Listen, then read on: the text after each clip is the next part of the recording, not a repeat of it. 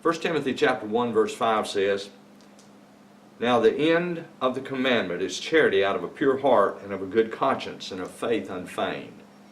Do you remember in grammar school when you were learning fractions and the teacher gave you a fraction such as 4/8 and told you to reduce it to its lowest common denominator?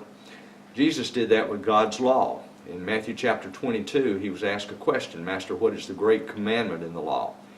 He replied, "Thou shalt love the Lord thy God with all thy heart, with all thy soul, with all thy mind. And the second is like unto it, thou shalt love thy neighbor as thyself." The Apostle Paul confirmed this in Romans chapter 13, verses 9 and 10.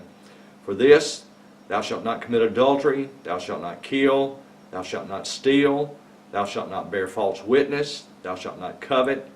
And if there be any other commandment, it is briefly comprehended in this saying, namely, thou shalt love thy neighbor as thyself. Love worketh no ill to his neighbor. Therefore, love is the fulfilling of the law." The end of the commandment is charity.